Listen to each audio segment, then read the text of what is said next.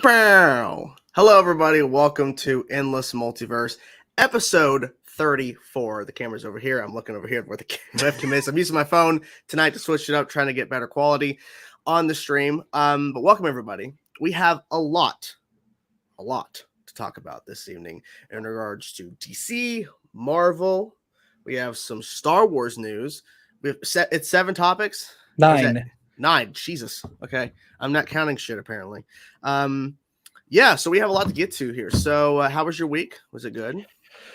Long, but a little better than last week. How was your week? Well, it's been intense. Lots of filming. Lots of trying to get stuff done, especially with Ben 10. The movie Secret of the Omnitrix, getting all 3 videos. I have the first 2 rendered in terms of edited. It doesn't mean it's actually going to be good, because if I upload it, it could get blocked or whatever. So I don't know. But still got part 3 to edit. So it's been pretty intense. But we have a lot to get to. So I think we should just jump in. Let me find where's Constantine. Where's my boy at? There he is. Yeah, we have a lot to get to, guys. So yeah, let's jump in and let's talk. Let Constantine take it away. Oh, you're right. Oh, you ready? Okay. All right then. On with the show. On with the show. Indeed.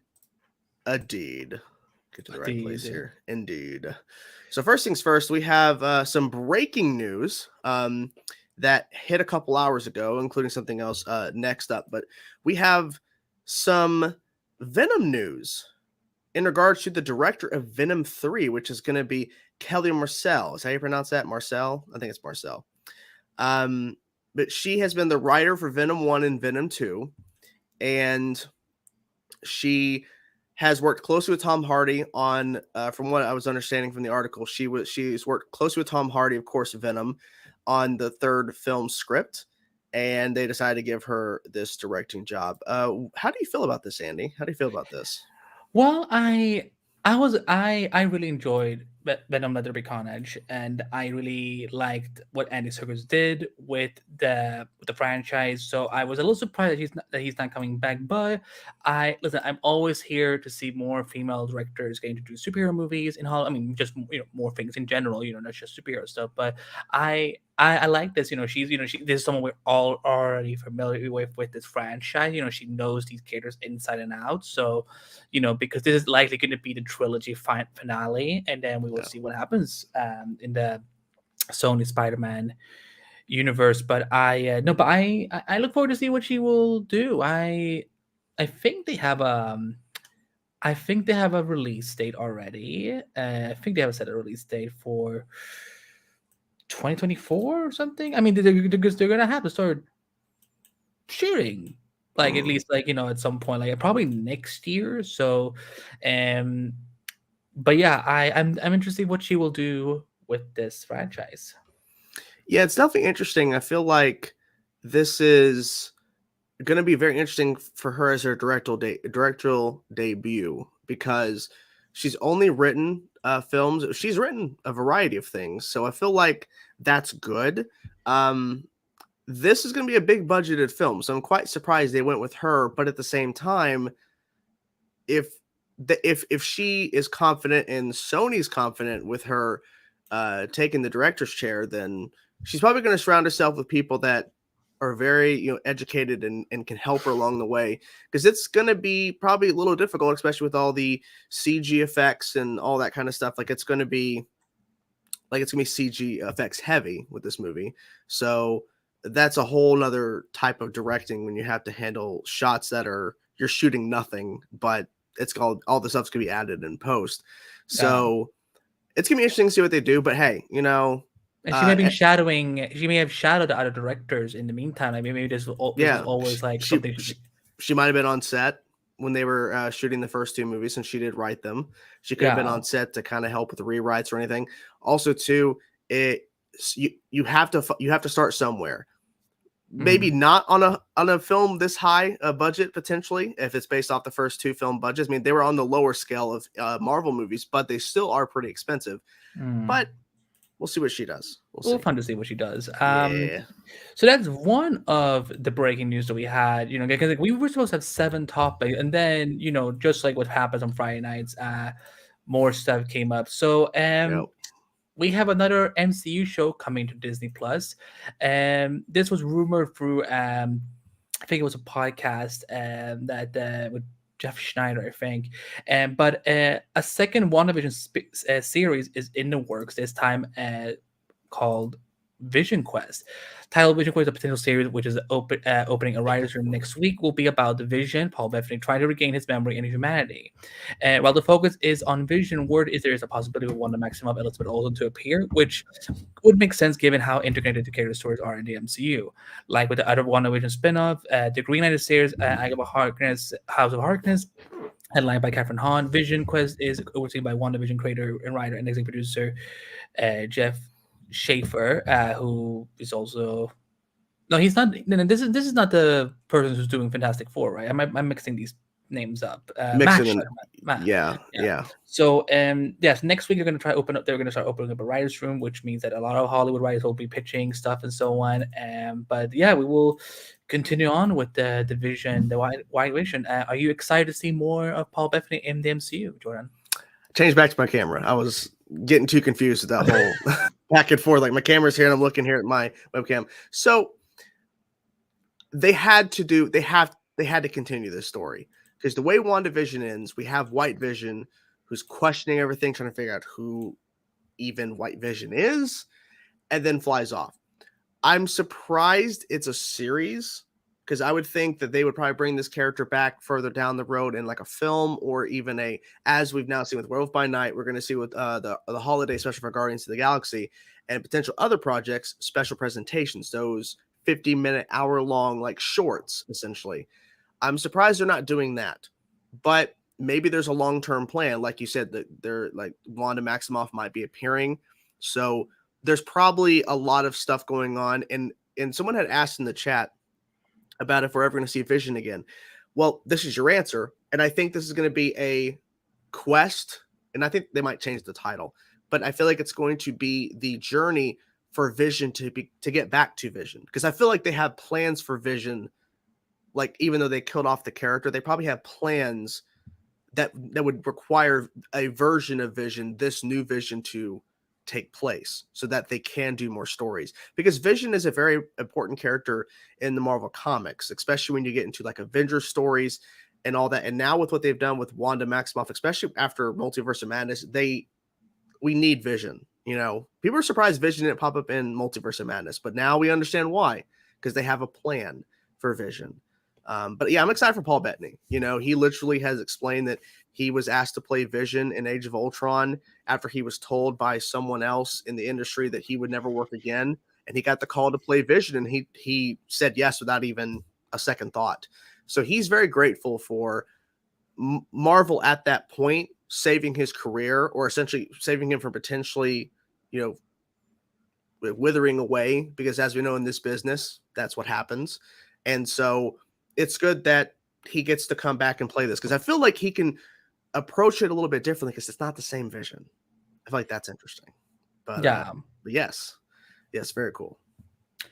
Yeah, I'm not expecting this show to drop until maybe phase 6 or 7 at this point. Yeah, I think that, and also because I think this year, I think we really saw the negative consequence of Marvel rushing so much with some of their projects and whatnot. And it's just, I'm glad that, you know, I'm hoping this, you know, they won't rush it. And that's why I'm like, you know, because, you know, if they're opening up the writers' room next week, they likely are not going to get things going until at least next year. You know, because, you know, they're going to write first, they're going to cast, and then, you know, other things have to be set up. And you know, so yeah, I rather them take their time, and I think Paul Bettany is awesome. You know, I've always enjoyed his vision. I just hope that it doesn't take away from just the emotional journey that we went in WandaVision, because you know I feel Doctor Strange 2 really messed up Wanda, because I don't feel like the ending of WandaVision and where she ends up in Doctor Strange 2 even connect whatsoever. I don't understand how that jump was made. So, and we know she's obviously at some point she's gonna be back. So, you know, and if this is the show that does it, you know, great. You know, yeah, if they do it as well as WandaVision, which was one of my favorite Disney Plus shows. I'm excited to see what they what they do with this. Also, too, Kakashi Productions has a good point. And thank you for being here, man. This could be a way they could revisit Ultron. True, because I really feel Ultron should not have been a one and done. There was rumors that Ultron was going to appear in WandaVision. Obviously, rumor. But I would love if they could bring back James Spader's Ultron in some sort of capacity. That would be interesting. But speaking of Marvel, we have even more Marvel. It's more Marvel. Then we'll get to DC, guys. I think he grouped this together for a reason. It's all Marvel, then DC, and all that. So next up, we have a trailer that dropped on Monday, which was pretty exciting in my personal opinion. We had the Ant-Man and the Wasp Quantumania trailer that dropped. And all I'm going to say is color. Holy crap, the colors in this trailer are phenomenal. The quantum realm looks insane. I remember talking to Andy and said, watch the trailer because he hadn't watched it. And then I told him a particular part in the trailer after they go into the quantum realm, look at what Cassie and Scott look what they're looking at. And it's beautiful. It's insane. And of course, we got our first look officially at Kang, the Conqueror, and he looked awesome. And I really like this trailer. I do. Now, I'm somebody who the first Ant-Man film I felt was pretty fun. That was funny. I really liked the dynamic of the characters. Ant-Man and the Wasp was a pretty big step down. I didn't hate it. I just kind of wish it just didn't, I don't know. It just didn't hit me the same way as Ant-Man 1. But based off this trailer, it feels like it's going to be a blend of what we're used to in terms of the Ant-Man humor, but also we're diving into some pretty serious shit here because Kang is a very serious character. I'm fine if they have some humor moments with the character, but Kang traditionally is a very, very serious character, especially when it comes to his backstory and everything. So they better not fuck this up because this is the Thanos of this new phase. You know, the saga. This is the new Thanos. So, you know, they better do it right. What did you think of the trailer overall? I'm gonna be honest. Ant-Man has not really been one of my favorite MCU franchises. To be quite honest, because I was excited to see Edgar Wright's take on Ant-Man, and it sounded like he had something really cool in mind. And then after all those years of writing a script and rewriting and developing and so on, they just parted ways. The first one it's fine. It's not a masterpiece necessarily. The second one, because people kept saying, because that was one of the first Marvel movies that I actually didn't see in theaters because I'm not really interested in this one, but people were saying, you need to watch it. It's gonna set up Infinity War and Endgame and so on. And it's like, okay, I guess. And then it's not until the post-credit scene that they do it. I'm like, why did it take so long for this to happen? I wasted 2 hours because it was a chore. It was just I wasn't really which is why I'm a little worried, why why Ghost is one of the characters in Thunderbolts. But hope we'll see. But the trailer looks very. This is probably the first time an anime trailer has actually really, really interested me. I love that we get again because I don't really know what to make out of the quantum realm. Really, I don't really know I haven't really read the comics that much about it, so I don't. For me, it's kind of I get to go into this kind of with no expectations. But I'm really interested what they're going to do with Kang and this. Jonathan Majors seems like he's going to be a massive deal to this universe, and so we will see what the trailer looks great. Again, it's for the first time I'm actually interested to see an Ant-Man movie. I don't feel like it's a chore this time, which more movies shouldn't feel like a chore, and yet Eternals did. I had to throw in some shade for Eternals. Also, too, I feel like it's interesting that they're using Ant-Man for Kang's introduction, but they must have more than just let's just throw Kang and Ant-Man. It feels like there's probably a story purpose that's significant to the quantum realm, significant to maybe because they pretty much laid it out in the trailer that is it what's her name? Michelle Pfeiffer's character, I forget off the top of my head. Janet. Yeah, she has a connection to Kang. So I feel like that is why they decided this direction, but we'll see what happens. Is he not a villain of the? He's not an Ant-Man villain in the comics.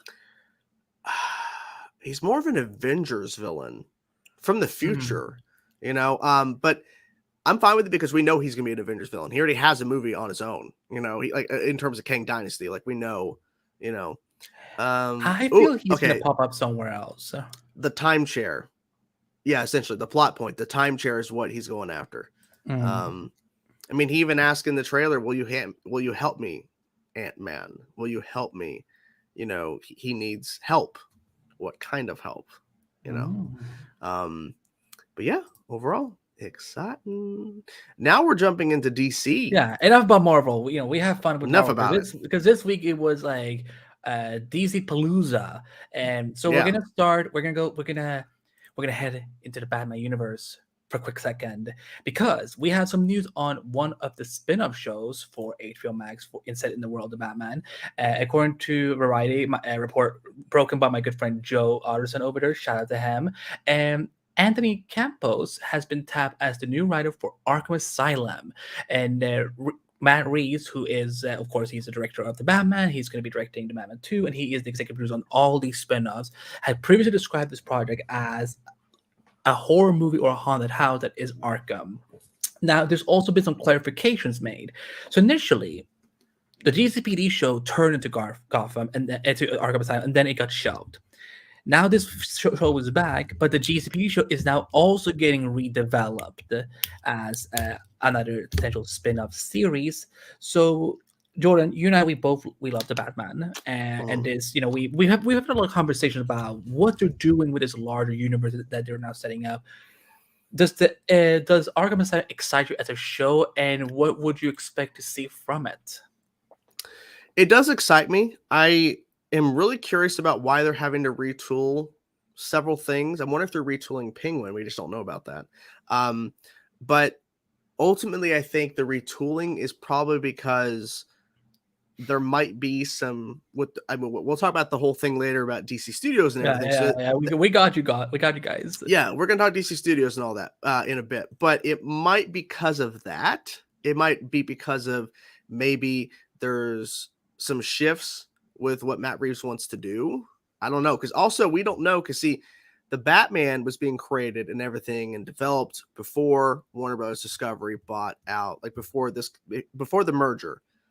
So now is Zaslav coming in and not saying so much like using the axe, but is he coming in and going, we want more? Or because, like you said, this thing was pushed away and now it's being brought back and retooled and everything. So I wonder if Zaslav is like, we want more of your universe. Like, we want to have our shared stuff, but we also want your stuff as well for your own separate thing.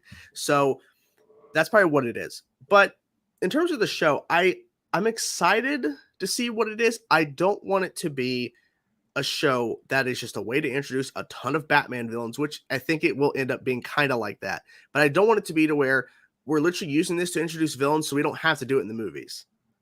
It's like, I kind of like seeing the villains like face off with Batman, unless you're going to say that Robert Pattinson's going to be popping up in the show from time to time. I doubt it, but who knows? I feel like if he's going to become more of the symbol of Gotham, especially at the end of Batman, it seems like he's going to become more than just that myth, because he was out there saving people with the flooding and everything, and he was out there openly showing himself. So maybe it's going to be on that kind of route where we do see him from time to time. We probably talk about him a lot. We might see him, but I don't know. I just hope it doesn't turn into just a bunch of like, oh, look at this film, look at this film, look at this film. Like, I want it to have some sort of narrative. I don't want it to feel, and I don't feel like Matt Reeves is going to do that, but I just don't want it to fall to where it's just villain. It's like, yeah, no, I think that because I think that this was always a plan to, because I think that, because the Batman was a huge success before and after the Discovery thing even happened. So I think this was always a plan to lock Matt Reeves in for an overall deal and to really fleshing out this universe with spin-off TV shows and movies. But Because this is what's so interesting. Because I think a lot of people, like, sometimes they lose track of this. Is that, when you hear a show getting shelved or whatever and so on, it doesn't necessarily always mean that it's been canceled. It might just be that we're putting pause right now, and then, in the meantime, if you come up with a better idea, let's set up a meeting, whatever and so on, and then let's go for it. And so I think, obviously, there's a new pitch that's in mind and how they're gonna do this.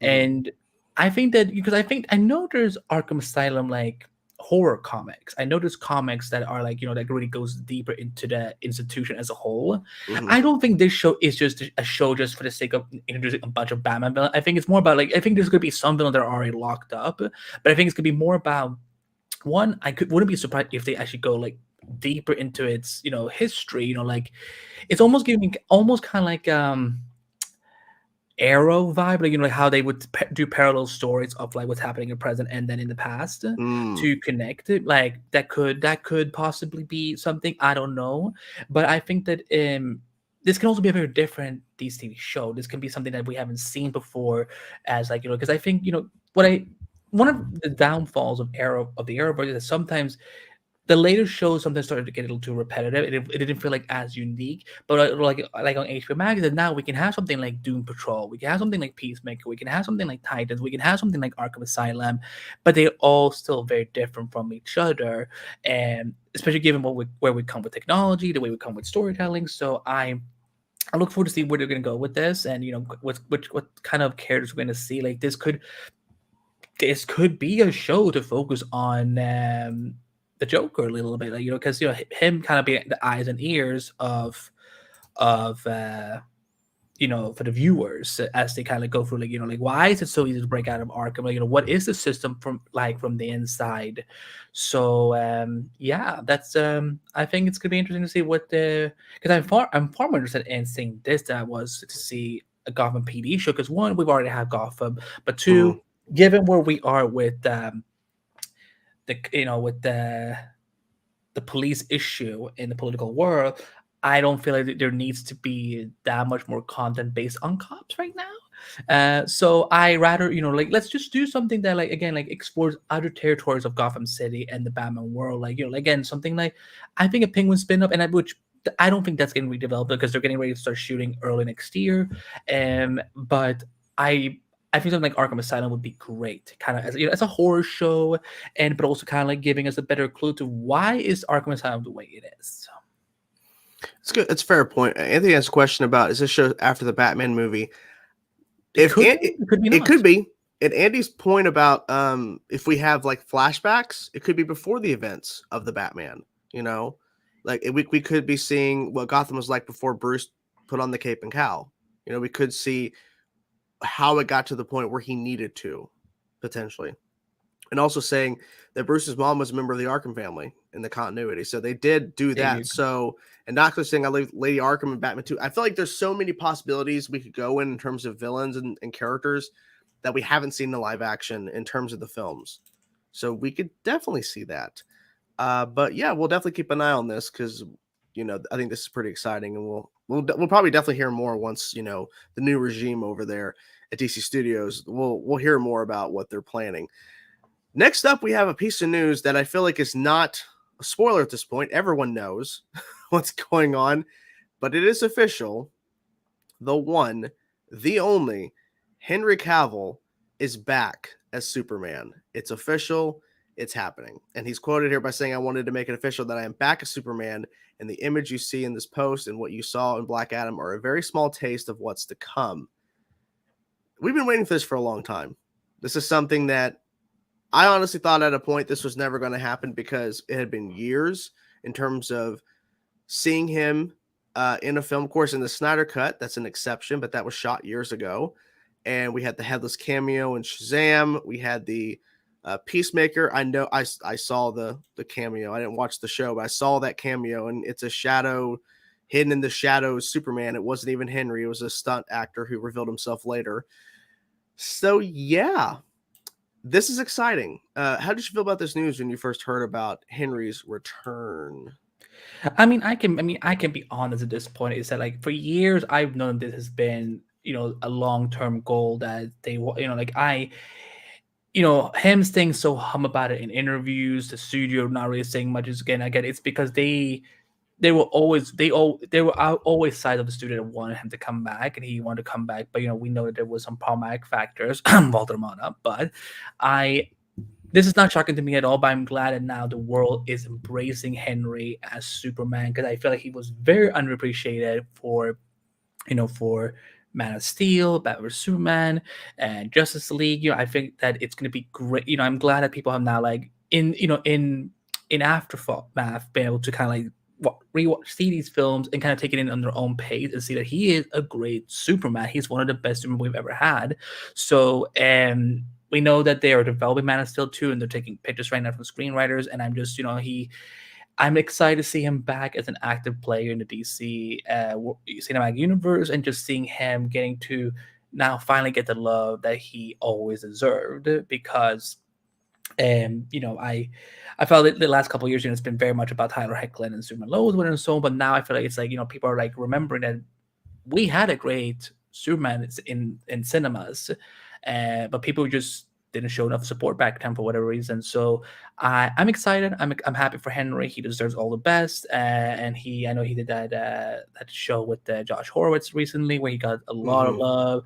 Zack Snyder even sent in a nice little message, and so Superman is back, and it's just the way it should be, because you can't have a DC universe without Superman. He's the crown jewel of the DC world. And that's the thing that they were unfortunately missing over the last number of years. They kept showing non-faceless, like no face cameos, essentially. Well, when they did the headless one, I'm like, okay, this is just ridiculous. I thought it was funny, but at the same time, it is ridiculous that they didn't have Henry. There was rumors that they tried or something. I don't know what's all to be believed there. Wasn't he doing The Witcher at that point? I don't think maybe. I don't know, but I mean, they literally could have figured it out. I mean, it's a walk-in shot, but I think this is good news for a number of reasons. Number one, it shows that Warner Bros. Discovery is trying to right the wrongs that the DC heads at the time were not agreeing upon things. Because, like, Dwayne "The Rock" Johnson's been very vocal about how the old regime kept telling him no. And then as soon as the merger happened, very late before the film came out, they finally got the okay to get Henry in. He had to go over Walter Hamada's head. Yeah, so Henry had to shoot in a very secret location. It was very, very, very late in the process in terms of the film. Like, it was I guess a month or two before the film released. Somewhere in the UK studios. Yeah, so he wore the Man of Steel suit. I watched the bit of the interview with Josh where he first talked about this. Of course, he's promoting Enola Holmes too, so this is good timing for him, because now he can answer all the questions. And so there's no more because I know Henry made a video on Monday, and that's where the quote was pulled from for our image. But Henry now, in all of his interviews, of course, they're going to ask about Superman. And the fact is, instead of him just talking about what he did in the past, because that's what happened before. Whenever he promoted The Witcher or even Enola Holmes, the first film, he would be asked about Superman, and he can't really say anything. All he can say is, I love the character. Now he can actually say, I'm Superman again. I'm back. He can actually talk, versus he can just say a few things. He can't really say what, but obviously he's not saying anything about where in the process they are in terms of the sequel to Superman, Man of Steel. There's nothing he can really say. Obviously, I think he knows things, but he just can't say anything because not everything has been mapped out yet. Again, Man of Steel 2 hasn't even been greenlit properly, because there's no script. There's not even they're looking for writers. And I'm pretty sure that James Gunn and Peter Safran have already had conversations about what they want to do. But when they officially start on November 1st, which we'll get to that in a bit, I think that is going to be where they will solidify, this has to happen. And they're probably going to try to get Henry in other things. Not try to shoehorn him into Aquaman 2 or something, but get him into other projects so that we can fully show that he's back in the universe. Because we need some continuity. We need some understanding of where this is going. Because right now, the last number of years, we've gotten some good stuff. We've gotten some okay stuff, but there hasn't been a consistent tone or a consistent voice leading a certain direction. You know? Let's go. Let's take it then to the DC Studios Okay. thing, so we can continue there. So, guys, we have news about the future of DC from Woohoo! Hollywood Reporter. Peter Safran, who is an executive producer, has worked on multiple DC films, and James Gunn, who of course you guys know directed the Guardians movies. He did the Suicide Squad. He did Peacemaker and has other things in the works. They are officially set to become the co-chairs and co-CEOs of DC Studios, a newly formed division at Warner Brothers that will replace DC Films. Their roles will go into effect as of November 1st, so it is less than 5 days from now. And they will now have full control over DC movies, TV shows, and animation. Safran will be handling the business side, while Gunn will oversee the creative side. And according to the Hollywood Reporter, Gunn and Safran had been spotted on the Warner Bros. Law meeting with Warner Bros. Film co-chair Michael DeLuca about future projects. And according to their sources, the initial overture to Safran and Gunn came from DeLuca over the summer, even as the studio was in shaky talks with producer Dan Lin to take the job. And now, I know there's been a lot. Also, I'm adding this that Gunn will focus on the creative side of things, while Safran will focus on the business and production side. Both are expected to continue to direct and produce projects respectively. They will report directly to David Zaslav and work closely with Warner Bros. Film bosses DeLuca and Pamela Abney. Sources say that the deal runs 4 years for Gunn, as 4 years, and Gunn will be exclusive to DC. The goal is for them not to just be produced, but to truly function as executive, even as Gunn will occasionally hone a movie. And he even said on Twitter that he is not going to stop directing, but I definitely expect him is going to be, expect him to be very busy with a lot of other things. This is big because this came the day after Henry Cavill poses his thing, and I was even jokingly in my head going like, "What if it's like 7 days of DC stuff?" And I'm in favor of this, but also a little hesitant. I enjoy, I think James Gunn as a filmmaker overall, he's solid. I think he has some strengths and some weaknesses. I didn't like the Suicide Squad. I think it's very offensive. It's very slapstick. But I did enjoy Peacemaker, and also I generally do love Guardians of the Galaxy 1. So, and I think that because I know he's a big comic book fan, and I think that him as a creative leader can maybe be something he excels more at as opposed to being a filmmaker. Peter Safran, he's a cool dude. I think he has a good track record box office wise, so I think it will be good to have. And I like the fact that they're splitting up the role into two, because I think it was always a dumb idea that it was only one person. One person should lead all of this. I think you need someone who has the filmmaker experience and also knows it. Because if this had existed during Batgirl, the whole Batgirl thing would never have happened. They would have known that, one, we can't cancel a movie that's already finished filming, and also let's not break the news while one of the directors is getting married. So just putting it out there. So I think there will be there's going to be a better conversation and understanding between whoever James Gunn and Peter Safran taps to to write, to direct, to produce, to act, and so on, because now we have someone who's also of that artistic side. And I'm so happy we have these studios. We because we talked about this right after Quarter Call, I think, where they had showed that graphic, and I was like, because they were already hinting to people, DC Studios is coming. And so I'm glad. This is what we've needed for a long time. I feel like DC films should never have just been like almost like a footnote. Like for Warner, but it should have been like Marvel Studio. That's what it felt like, though. Like, it never felt like they had full independent control. And so now they will, and I just like the idea that there will now be some more consistency. And I think that's also, I think it means some good things for DC live action. I think it also means some bad things. I think particularly for the Arrowverse, and I think with because I don't really think the Arrowverse, and that includes Super Lois and Stargirl, I don't really think they're a part of those plans coming up. I think there's gonna be a lot more streaming, a lot more movies, and also just more focus on building out. Also, apparently now they've officially dropped. They're rebranding it now to DCU, not not DCEU, which that's what they should have done from the beginning, honestly. But and again, just because they're rebranding doesn't mean that they're erasing what came before. DCU is still DCU, but now they're just like, like imagine, in that Facebook movie, they're like, drop the duh, just Facebook. It's cleaner. DCU, cleaner. Drop the E. So I'm very optimistic to see where this will go, and I think this is the proper first step in the right direction after, because Jordan, this has been a rough summer.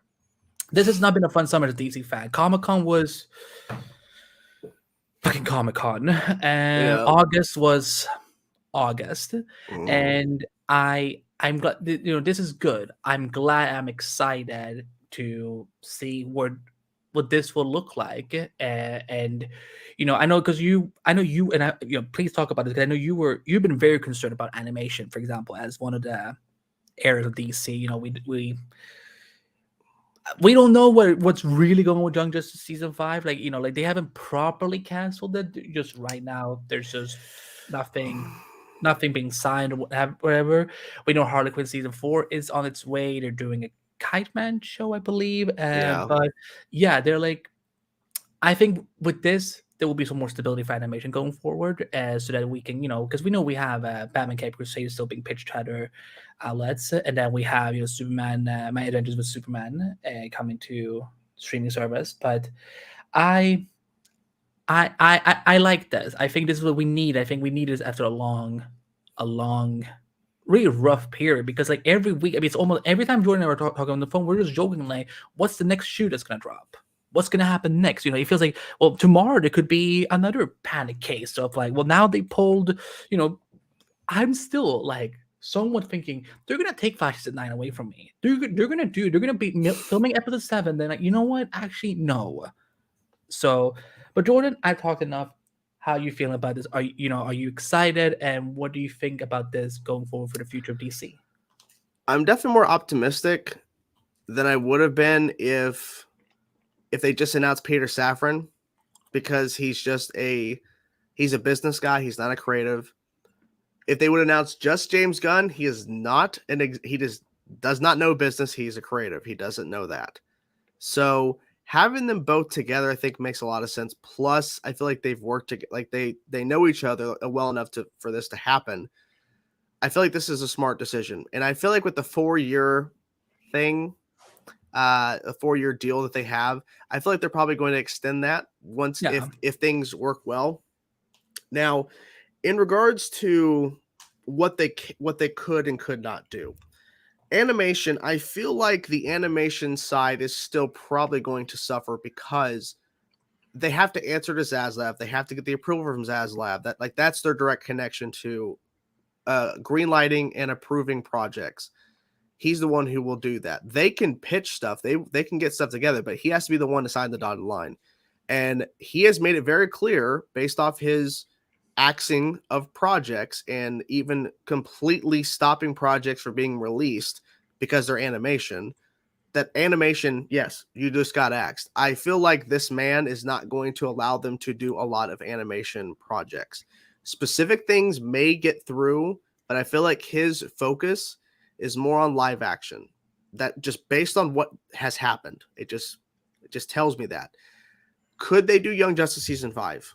Potentially, but I'm going to tell you right now, I'm 99% sure it's dead. It's not going to happen. It's unfortunate, but that's how I feel. Unless they completely shock me, I feel like we're not going to get it.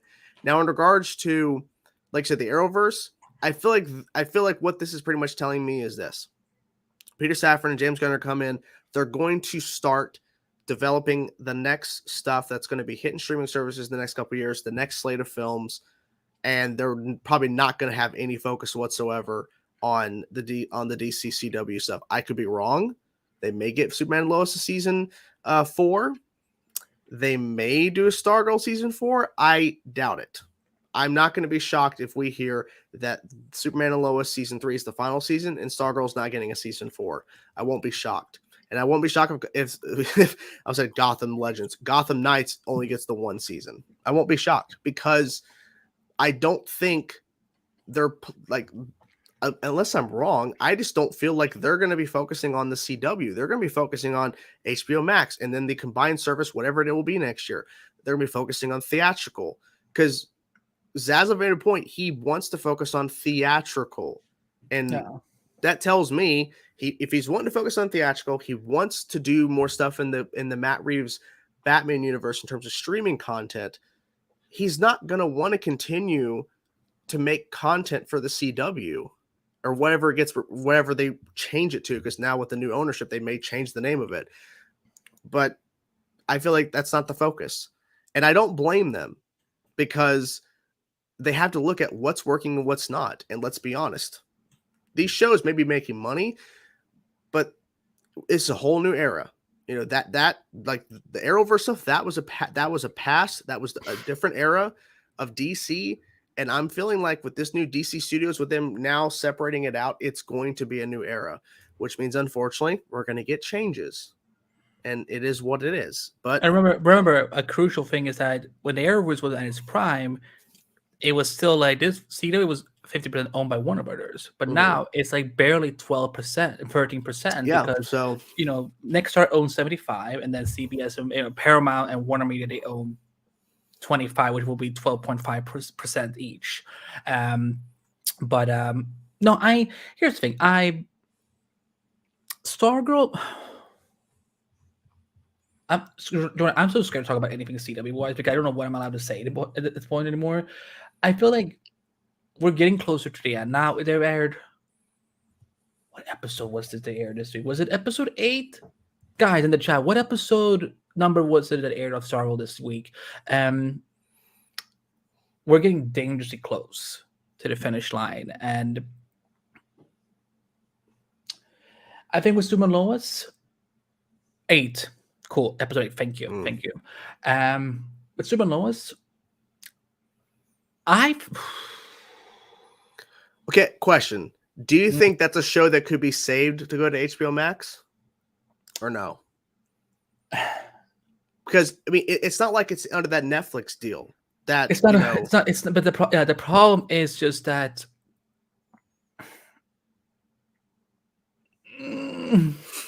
I don't know what can I say. I don't. I'll be honest with you guys. I don't know what he's talking about. I know I saw a tweet. I don't know what it meant, but it didn't look good. I don't know what he's referring to. I'm not keeping anything from him. I don't know what he's talking about. I feel that within the next few years, and there's not gonna be a lot of those years, I feel that these TV era on the CW will be done. That's the best way for me to put it. When it comes to Young Justice, because I want to go back to that, because what they could be doing, because maybe James Gunn and Peter Safran have not, because I'm sure they're looking over multiple properties to kind of evaluate what works for us and what doesn't work for us at all. They might see Young Justice be like, but this show is hitting with viewers so well and it's doing really well analytically. Why don't we at least get on one more season to wrap things up? And that's what I want. I just want one more season. Like I don't even need 26 episodes. Give me 10 1-hour-long episodes. Wrap it up. I'd rather have the. Don't tease me with a short film each week. Oh my gosh, that'd be amazing. An hour-long episode each week. Yeah, but like only for 10 episodes. Like the 10 episodes. That's 10 hours. That's awesome. Please. Yeah, yes. And then we can wrap the story up for good. If they would not have shown that Supergirl tease, that's what I'm frustrated. I would have been a little bit better. I still would have been pissed because it's Young Justice. We had to fight to get the show back, but we ended with the wedding. I'm like, okay, but then they go, cars. Yeah, like I wish they hadn't done that. That's what's so annoying about it. It's like anyway, there's no hatred towards Greg Weisman and Brendan Beater. I love them to death, but my problem is that I wish they had kind of got a better sense from HBO Max. Like, are you considering renewing us or not? Because like now we're going through what we went through in season 2, which was like And the thing is too, like the longer they wait to officially renew it, even if they let's say they renew it in November, right after Peter Safran and James Gunn, they renew the show, right? If they were renewed months ago, they would have already been writing by now. We would have been closer to the release, but now we're going to be even pushed further back. Yeah, You know, and remember actors' contracts, like because this was the problem for when Lucifer got canceled. I think it was until the last day before the contract was gonna expire that Yeah, last Netflix day. secured. Yeah, yeah. So it's Mhm. like you need to think about, you have a ton of voice actors that are, they could be getting locked up to other shows. Now, here's the thing. Doing animation is somewhat easier than live action because you could do like they had to go in and maybe read for a couple days in the week, and then they Yeah. can go do another episode, another show or so. But at the same time, these are probably also cast members that have also been paying attention to what's happening with HBO Max and Warner Brothers, and being like, why would we want to go back when we don't even know if our jobs would be secured? So Mhm. I'm hoping that with these studios now launched, that this will be like we will start to figure out more like what is happening, what is not happening, and I'm expecting James Gunn to, like I said, because I know he said that he's not, not planning on stopping directing anytime soon. But for example, I wouldn't be shocked, for example, if he ends up maybe passing over the showrunner responsibilities to a new showrunner for Peacemaker, Yeah. and after season 2, maybe, and then I know he has the Viola Davis spinoff. I mean, the Amanda Waller spinoff in the work. I think that's supposed to be with a different showrunner. He's going to be an EP on, but I think there's going to be a different showrunner altogether. Then there's, again, because you can't have a filmmaker going running backward too much, because he has to oversee so much. If the whole purpose with it is as well. Sorry, if the whole purpose with this is that to have a more of a continuity going forward, because I mean we've had a continuity, but we've had an inconsistent tone. But now, Mhm. if this studio is now supposedly able to oversee TV shows, movies, and animation, he's gonna be busy. He's gonna be very Yeah. busy, and I also think I don't think he's ever going back to Marvel. Like I think people are No. just I think that's Guardians 3 in the holiday special. That's it. That's it. That's it. They may work with him down the road in terms of like writing a project or something, but I don't ever. Unless he's exclusive, and I Well, think that's you're what I'm right. He's saying. gonna extend it at The some point. contract for DC is exclusive, and if he extends that contract, he's not going back. Yeah. And I don't know.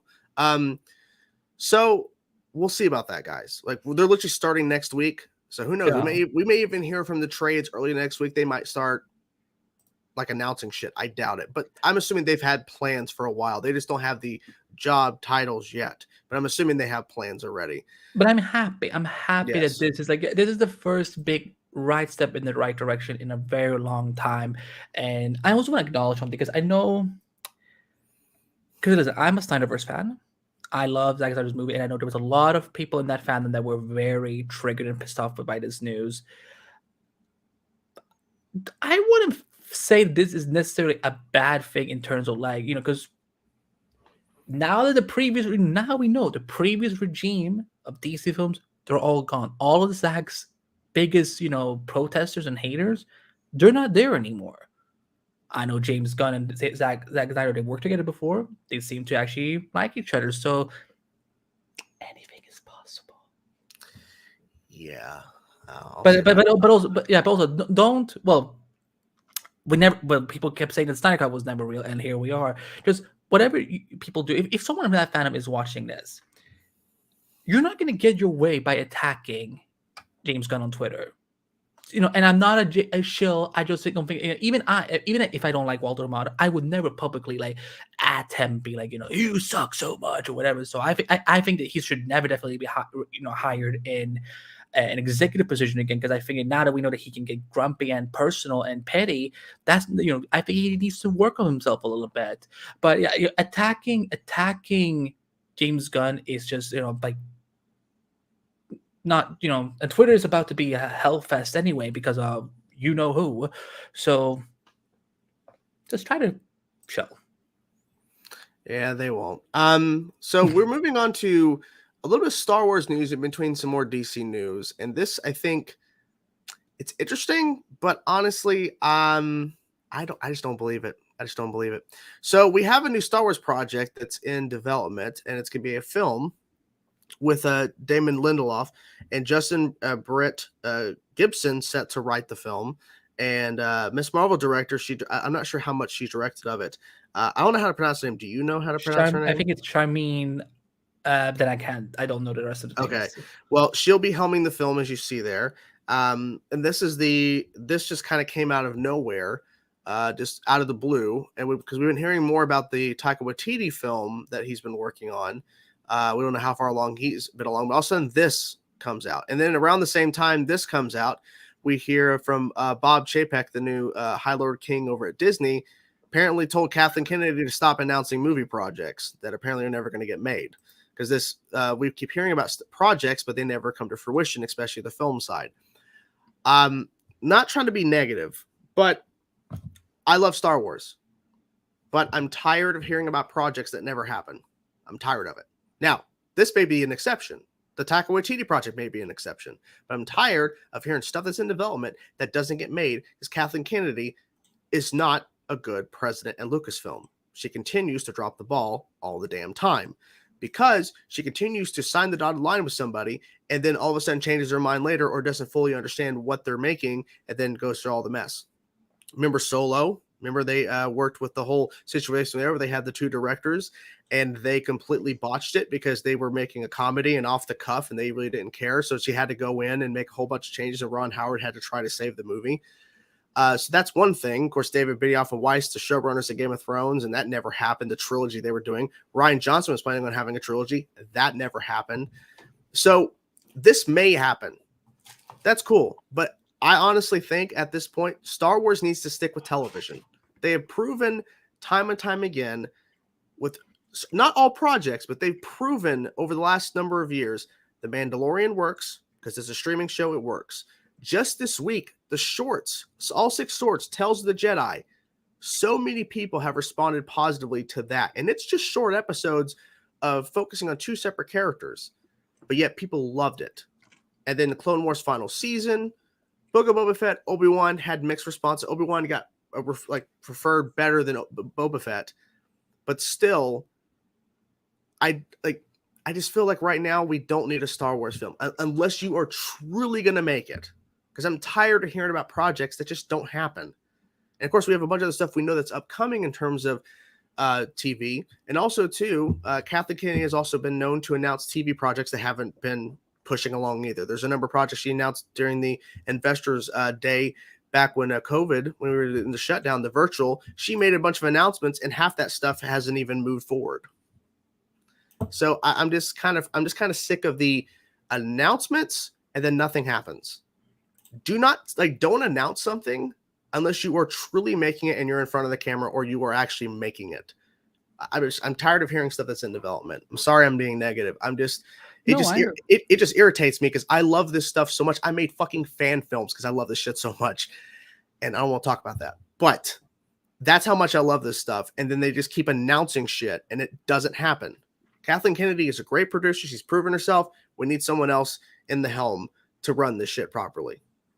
That's my 2 cents. Listen. Star Wars is it's like that's like one of your bread and butters. Like how DC is one of my bread and butters. So I completely understand the frustration with this. I do think it's good. I don't think Kathleen Kennedy is. I think she has issues as a leading force. I do think that not everything she's done is bad because I enjoy the sequel trilogy. I love Last Jedi the most out of all those 3 films, but I definitely think that it is like I think that yes, I agree with you because I was on a podcast a couple of days ago and I said the same thing that I feel Star Wars, much like Star Trek, it belongs on television because now you can make 6-hour cinematic masterpieces. I loved Obi-Wan. I've seen, my friend gave me some, that on that podcast that I was on, he was like, how have you not watched Mandalorian and Boba Fett and Clone Wars and stuff? I'm like, I know, I have it on my list. Jesus, you need to watch Mandalorian for sure. Yes. Yeah. But Damon Lindelof, I admire him. He's a great storyteller, and I think that he has had some great success. And I'm of course excited for the Ms. Marvel director because Ms. Marvel was one of my favorite shows, and she did a wonderful job. I think that at the end of the day, I agree. Don't announce projects prematurely, because the thing is that I think that they should announce a project once a script has been written, a director has been tapped, and when they at least have their leading actor. And I think once you have that, announce that we have this film in development, we're finishing casting, and then we're gonna start shooting. But the problem is that a lot of these things tend to leak, and not leak, because the thing is, and this is something as me as an insider myself can kind of relate to. A lot of us reporters will hear things from our sources, whoever they might be, and that's not something always studios can control. Now of course we will do our best to confirm with networks and studios and say, hey, can you confirm this? Is this true? And so on. And then, whatever happens. And I do think that they want to get back to Star Wars at some point. I think the idea of maybe not doing trilogies, though, because I don't think we need a trilogy for every. Rogue One was phenomenal. And that was a one and done. Truly a one and done. There's no way. Yeah, and then we can have something like Andor that is a prequel to Rogue One and so on. But it's like I don't think that every Star Wars story necessarily needs a trilogy. Like if the first one is great, wonderful. Now, if you have a genuine good idea for a sequel, go forward with that. But don't do it just because for all I know, the new sequel trilogy could have been a two-parter, honestly. And so it's. I want to see what comes out of this, and also I'm hoping that whatever idea they have in mind is that it's already they're not already developing. They already know what the idea is. They just have to now write it. So that way none of the sides can suddenly go like, oh, actually now I want to do this or I want to do that, because we need. I think just like with the DCU, this is going to take a while for me to get used to. With DCU, see, I almost did it again. Star Wars in movies need a consistent tone. Yeah. And because the thing is, what happened with the sequel trilogy, with the whole Colin Trevorrow thing, and everything, I know that there's a big debate on, some people were happy that he didn't get to keep the job, and some people were happy, some people were happy, some people weren't happy that he didn't get to keep the job. I feel like the sequel trilogy should have had one director, and then the same writing team. So I want to see where this goes. I'm cautiously optimistic, but I completely understand you're drawing. You're not being negative. You're being realistic of looking at what has happened to Star Wars on the big screen since the last film they came out. Yeah. And in worst case scenario, if this doesn't pan out as a movie, hopefully they can redevelop it as another show. I don't like it's like, and the thing is, say because. I'm sure some people will say that, oh, so you think Star Wars is only good enough for television? No, but I think television is the best platform, because instead of having to do these movies that will take maybe 1 or 2 years to make in between, you can now get 6-7 episodes and follow them. And then they start producing another one, and then they come out next year. So I think that's more consistent and more sustainable for the Star Wars universe than maybe just doing movies just because they have to do movies. I don't want Star Wars to feel that they have to make a movie because it's well, that's what Star Wars started at. It started as a movie franchise. Well, Star Wars didn't start as a comic book franchise, but now it's there's Star Wars comics, there's Star Wars books, Star Wars video games, and I don't know what is and what isn't canon, so I will leave it to Jordan. But there's all these other multimedia platforms now for Star Wars that allows the universe to live on besides the big screen.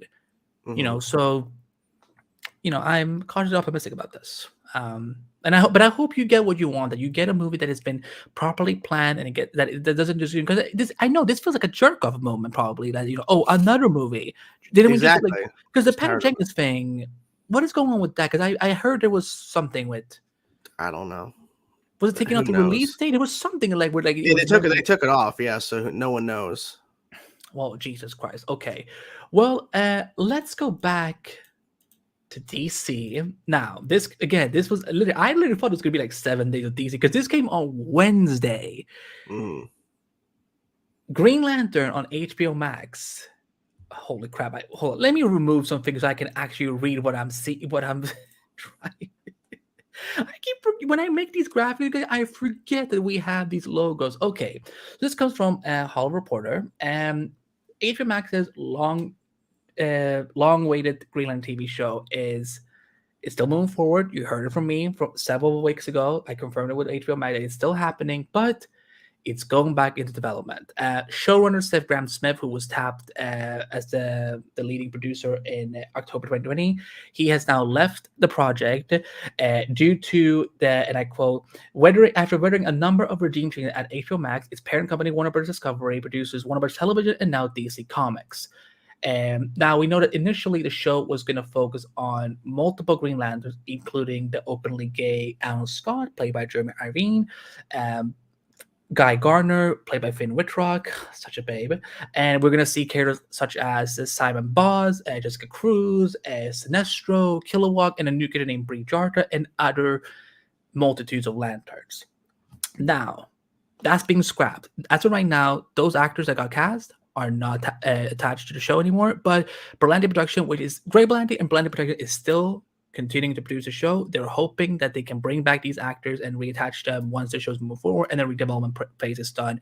But instead of focusing on multiple Green Lanterns, and this was something a lot of people wanted to see initially, Jon Stewart is coming to live action. Finally, Jon Stewart will be the leading character of the Green Lantern series on HBO Max, as they're currently looking for a new executive producer.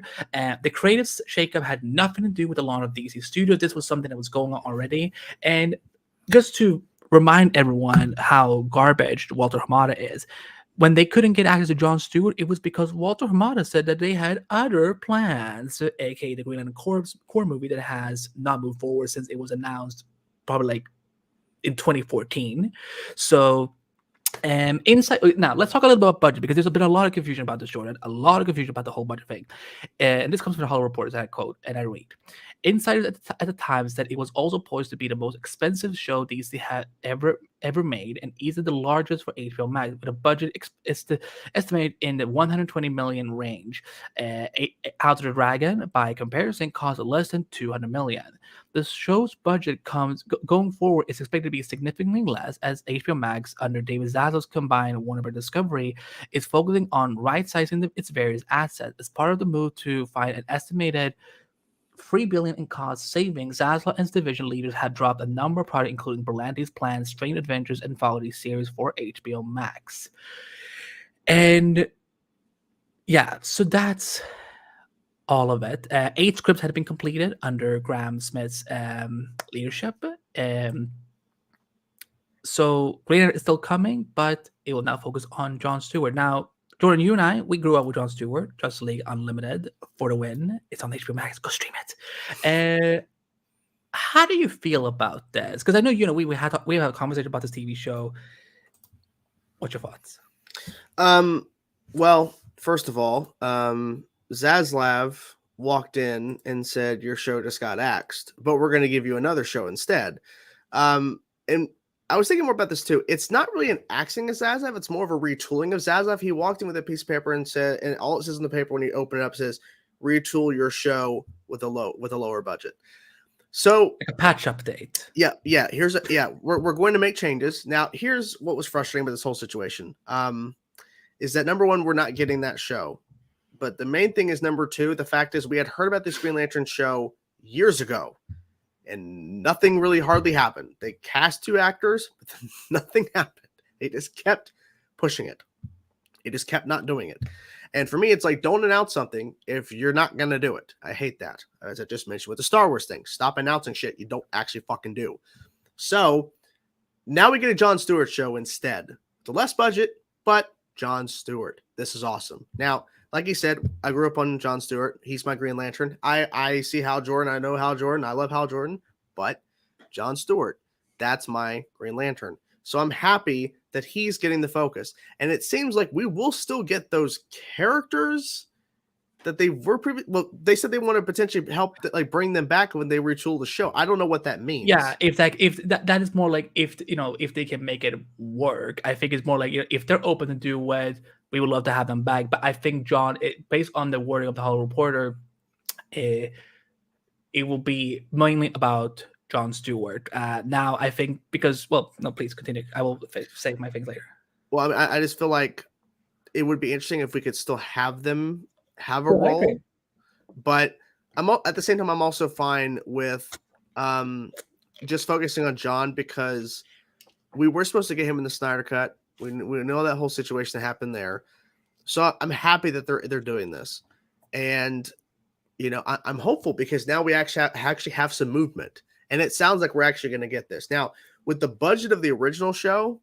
No, you don't make it. I'm sorry. That's a movie budget. That is not a TV budget for a DC show, and I can tell you right now, if they would have made that Green Lantern show with that budget, they would have lost money because it would not have justified itself. It probably would have been popular, sure, if but marketed right. Yeah, but would it actually be profitable with that amount of money?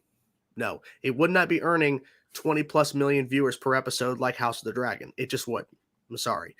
It may get to that point over time, but it wouldn't be like everyone's staying up waiting for an episode to drop and watching it live like House of the Dragon. Just would not have happened. But with a Jon Stewart show, I think it's definitely better because more people recognize that version of Green Lantern. And like you said, marketing is key. So I feel like this is a smart move. Lower the budget down, focus on a more popular, but also these Green Lanterns are not like they don't matter. It's just that we can get to them at some point. They may still even pop up in the show. Like they said, it may happen. We don't know. But the focus is Jon. And I feel like that's important.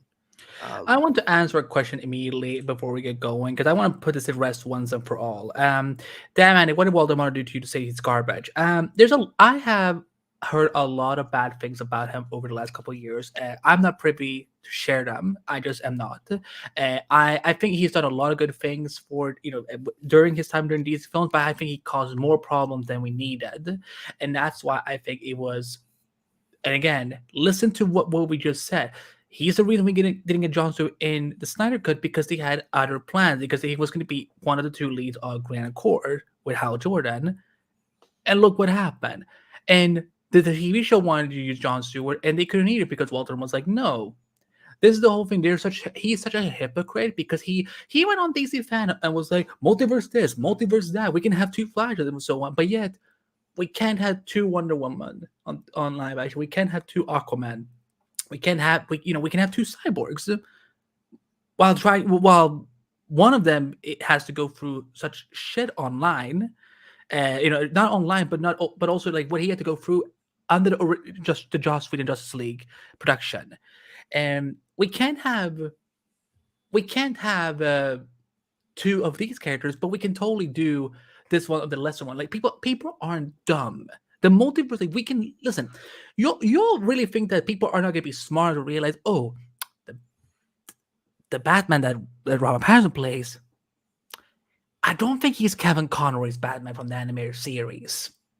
Just putting it out there. So yes, I think Walter Hamada is a problematic executive producer and leader, and that's why, if he can work on himself and not let his pettiness get to him, fine by me. Let him get rehired by another major studio. But I have no reason to defend this man, and he still owes Ray Fisher and everyone who participated in the Justice League investigations a huge apology. Period. Moving on. I got the wind of this about Jon Stewart a couple of days before this was going by. Again, this was kind of like a different story later on that we might talk about, where I wasn't completely sure how true this was, but it sounded like, okay, DC's going to have an interesting week. Then Henry Cavill got announced, and the DC Studios got announced. And and then this. I think that it's sad. Because I have friends who worked on the Green Lantern TV show, and I'm very sad for them that their work will now get seen. Now, who knows? Maybe they will get to stay on in the writers' room or whatever, and so on. I was especially excited to see Simon Baz, Middle Eastern Green Lantern Muslim. I could have made my mother could have gone into the show, because if I just tell her, like, there's a Muslim superhero, she would be like, this is her knitting, by the way. She'd be like, oh yeah, put it on. Yeah, that's what she did with Miss Marvel. Like, she wanted to binge watch Miss Marvel on my birthday because she loved the idea of a Muslim superhero and a Muslim family and so on. Now, Jon Stewart is very famous, and I think this will be in their advantage, because, like we were talking about, marketing is so important right now to these kind of properties. And Jon Stewart, and I also feel that this is not, like, I'm not giving an insight about it, but I wouldn't be surprised if that Green Lantern anime movie that came out earlier this year may have been a little bit of a test water to see, like, because Jon Stewart is popular. Many people love Jon Stewart. I mean, like, I don't even think when you were growing up, Jordan, was there any DC property that actually like highlighted any of the Green Lantern that we were like?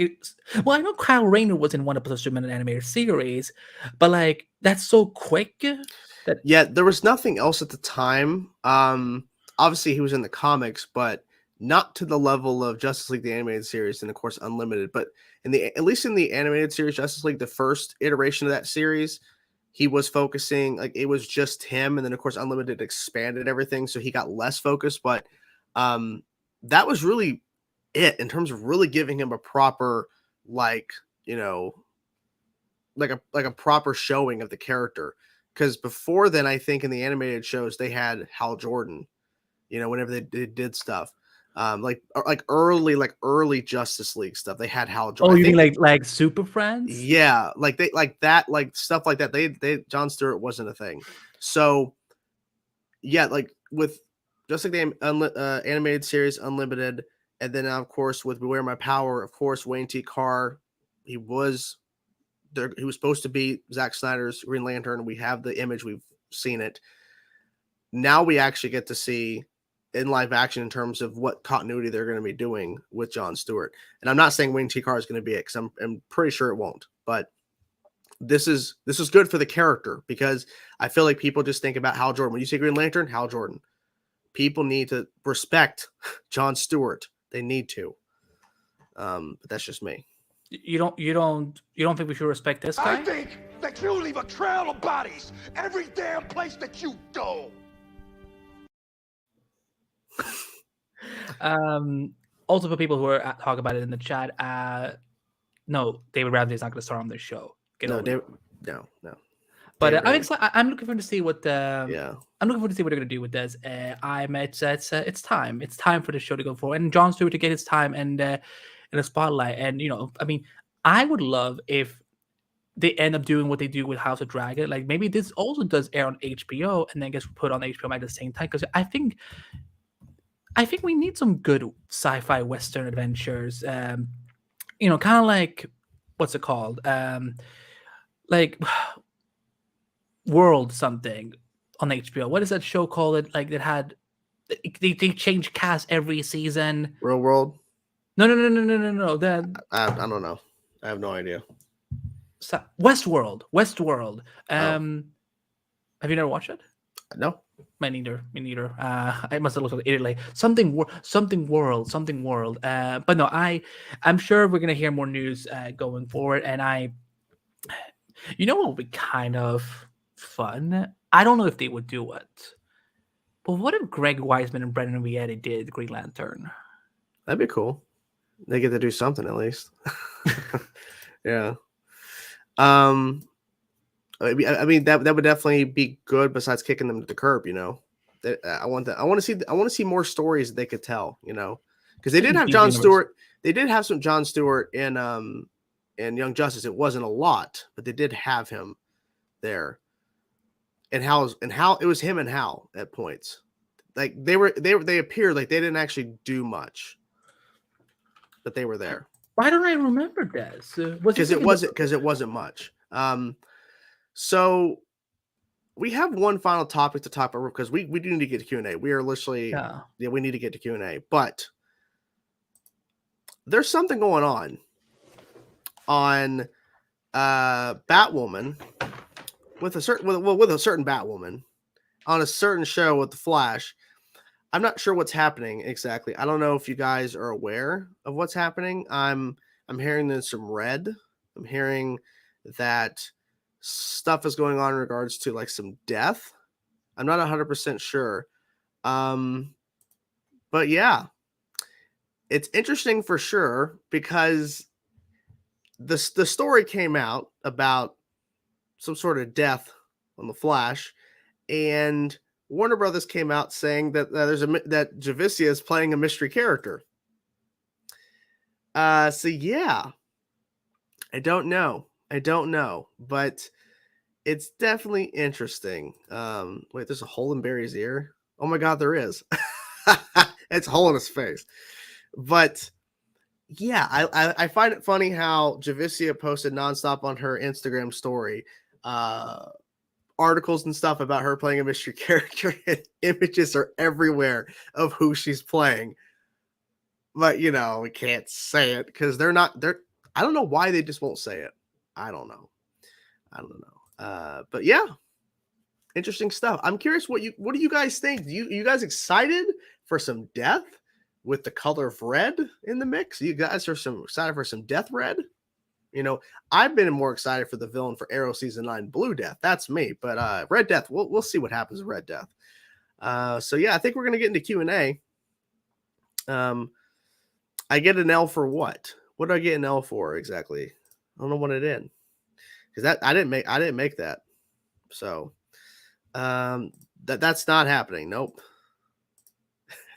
What to say for that? I don't know what happened to him, but we're gonna jump into Q&A. I don't know where he went. He literally just disappeared. So let's pull up the image here. Q&A. Ask us questions or we'll fucking leave. Okay, so here we are with Q&A, guys. Hope you guys are doing well. I know what I did. No, it's Blue Death. It's gonna be an Arrow season 9. It just got announced this week. Interesting take on Death Blue from CW. Kind of wish they used Stephen Amell. That would have been awesome. I've been kind of theorizing that too. Yes, that's what happened. The Blue Death took Andy. Yes. Andy came back though. Andy's here. So Andy must have did something to be brought back. Green Death. Oh, that's Arrow. That's Green Arrow. Did you see the trailer for the Velma series? Or no? No. How was it? It was very fourth wallish kind of breaking in terms of referencing the fact that they made changes to their show and how she's trying to act like she hates changes to stuff. So they really did like a very meta thing there. Would you want some teases from DC Studios starting on Tuesday? No, they're not going to start teasing stuff on Tuesday when they first show up at the office. That's not going to happen. Well, the Blue Death took Andy away. That's what happened. I don't know. I see a theme. Yeah, it's all about color. Color. Oh my gosh. I had a theory about Riverdale's final season was going to be transported to the Arrowverse and Archie would become. That is perfect. That is awesome. I said this. I said this on Lance's stream on what was this Monday? When did we do Lance's stream? Was it Monday? Andy? Yeah, was it this week? Yeah, we were on. That's why I'm asking you because was it last week? No, it was. It was this week. Was it Monday? I think it was Monday. I'm old. I don't know shit anymore. We were there together. It was Monday. Yeah, it was Monday. Thank you, Flash Freak. I don't know who you are. Kidding. But yeah, so I mentioned that I think we might see Earth Prime Batwoman. Because we're already seeing something. I don't watch. Did Nancy Drew got canceled? Right? Remember? Yeah. Okay? They got canceled. Before they got 4 seasons. That's pretty good. Yeah. He okay. I didn't want to say this out loud. He's so mad because he was up for the role of Blue Death, and they told him no. And he screamed and yelled and threw a fit. He got so mad that they canceled Nancy Drew after 4 seasons because he was so upset. Yeah, see all those tears? Yeah. Wait, hold on. There you go. So upsetting. Wait, hold on. Is it canceled or was it ending? Did they actually cancel it or are they actually ending Given the fact that the actress had to find it on Twitter, I'm pretty sure it was canceled, but they're just wording it. The main actor found out that it was ending on Twitter, not being told by her. Ooh. Okay, that pretty much tells you guys. Yeah. Mad Dumb that they took away DC Fandom. Well, I think we get DC Fandom next year. I think with the changes now being made in DC Studios, we're going to get DC Fandom next year. If not, they're going to have a heavy presence at Comic-Con next year. I can tell you that because they'll have plenty of time to map out stuff for the next couple of years. Because right now we still have to get through Aquaman 2, Shazam 2, The Flash, Blue Beetle, stuff that they're acquiring with when Peter Safran and James Gunn start up. So, yeah. I will say this. Not that I'm allowed to say much anyway. Of course, I'm excited to see Javicia on The Flash. Mm-hmm. Okay. That's about it. I'm excited to see her Blue Death suit. Is in this multiverse stream on Earth Prime? Yes. Well, we haven't. No, actually, we don't know yet because Are we we? need to talk to we need to talk to Eric from the after party, which it was so much fun having him on last week. I was on his members only channel his stream on Sunday. That was a lot of fun. So I don't know, but we need to figure out what Earth we're all placed on. Mm-hmm. I'll answer this because he can't really say much. He can't say much. That's why he walked away. You're ruining the joke. That was the joke. He walked away because he can't talk. So, anyways, and I was told I could because I'm good. I'm just a YouTuber, I think. Anyways, what do you think there's plans for Ben Affleck, Michael Keaton situation? Okay, so Sex. No, I don't think that's the plan. I think Ben Affleck's going to be popping up from time to time, maybe. But Michael Keaton, I don't know.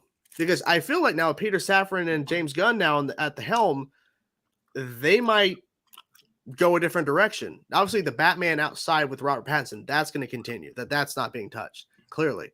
But in terms of the Batman moving forward in their DCU, because they made a point in their joint statement, they were referencing characters they hold up to a high standard they want to use. Superman, Batman, they made sure to mention them. I don't know. We know Ben Affleck shot something for Aquaman 2. He's in The Flash. Don't know past that point. We don't know. We don't know. I think he should be in Wonder Woman 3 because There you go. I want to see, because I think he and Diana have. I'm a Wonderbat shipper, and I would love to see. You know, them getting to get close together, so on. And I think it would be a nice way, because we know Wonder Woman 3 will be set in the present time, which I think that's a good idea, because Wonder Woman 1984, I mean, again, what was the point of putting it in 1984? It's like, you're not even calling 1984. Nothing about, like, it didn't really speak to that theme. It's got to be present day. Yeah. Thank you for the Super Chat, Heroes Day. Thank you. Read carefully, please. Circle tweet? What does that mean? I don't know, but thank you for the Super Chat. We really appreciate it. Thank you so much for being the first Super Chat of the evening. Hopefully, we'll get some more. If not, it's okay. But thank you so much for supporting. Thank you. They also mentioned Harley Quinn. Yes, because James Gunn, of course, worked with Margot Robbie, and I feel like Harley Quinn is going to have a presence moving forward. I mean, literally, Harley Quinn is a very popular show. It's a different Harley Quinn, but still, Harley Quinn, that show is very popular. They're going to continue with Harley Quinn content. It's not going to be everything, trust me. And Harley Quinn's going to be in Joker 2, another version with Lady Gaga, but still, it's a character they see that's working. I think I wouldn't be shocked if maybe with them now being in charge, maybe if Gotham City Sirens has a bigger chance of happening, because I really want to see Poison Ivy and the big screen. I would love to see also, like, a Catwoman of the DCU. See, you go. I did it. I think they have a better chance now. I do think, of course, I think it should be a female creative team behind that. I know some people were like, "Oh my God, James Gunn should do Gotham City Sirens." I'm like, no, we need more women behind the camera, guys. We need more diversity. So, like, I'm hoping, because I think Harley Quinn, she's a great character outside of the Joker spectrum. Yeah. So. I think you've asked before, Scott. I think it's possible, but I'm not. It doesn't need to happen for me to go, great show. Make it have a reason. What's the timeline for Ahsoka? Like where is it in after Return of the Jedi? So, but before season 7 of Clone Wars. No, the season of Clone Wars, that was Clone Wars. That's prequel stuff. We're talking after Return of the Jedi, which is the original trilogy. Clone Wars, yeah. So good. I know. Did you hear about this? That the heads of Rocksteady left, the Rocksteady Studios who made the Arkham games? Did you hear about this? Yeah, I hope whoever they get, and if they're going to keep doing DC games. Listen, I love Gotham Knights. The game is great, but this should have been a Rocksteady production. There's something missing. It's not the best, and they keep throwing updates at the game. I really am waiting for the big update that fixes some of the performance issues. Like it's not completely all the time, but still it's an issue that I'm noticing. But I don't know. I don't think they're going to sell because I don't know. They possibly. Is Rocksteady owned by Warner Brothers? I don't know about that. I think Rocksteady Studios, if they're not owned by Warner Brothers, I wouldn't be surprised if Microsoft Xbox picks them up because they love picking up freaking studios and owning them. They just bought Bethesda. You think Sony? You think Sony would? No, Microsoft. Microsoft. Oh, sorry. Yeah, but the thing is, well, I mean, Sony could as well. Sony could pick them up. I mean, either or, it's worth it because Rocksteady has proven themselves to be a good studio. The company is a subsidiary of Warner Brothers Interactive Entertainment. So yes, Rocksteady is Warner Brothers. Mm-hmm. I saw Black Adam in hopes for a JSA movie. That'd be cool.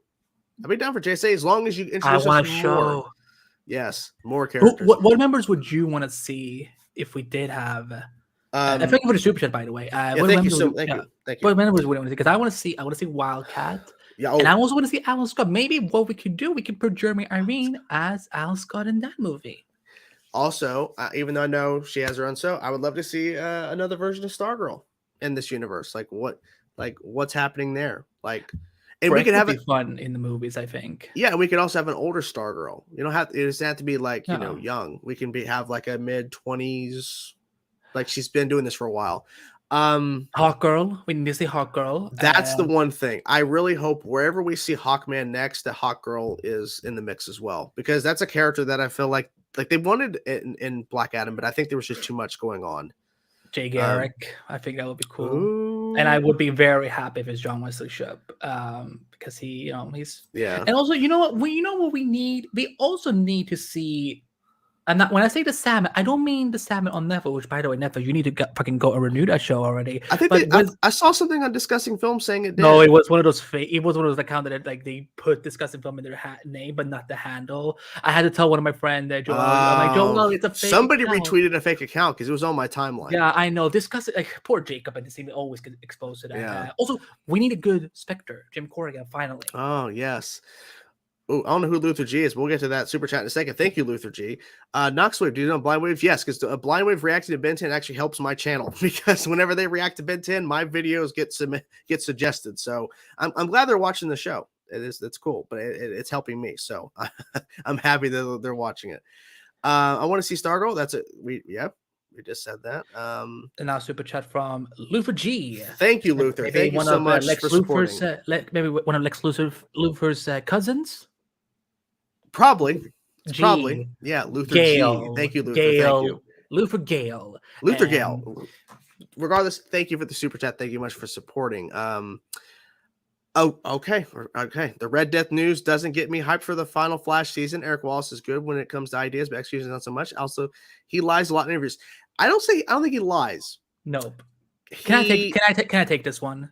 I think the first part, I know you can't talk about much, but yes, I mean, you've interviewed Eric, so it's not lying. But anyways, because I had to explain. I think I explained this on and when I was on Eric's stream. Well, I know I've talked with somewhere like with Eric. Is that so? With showrunners, here's what's complicated for a showrunner's job.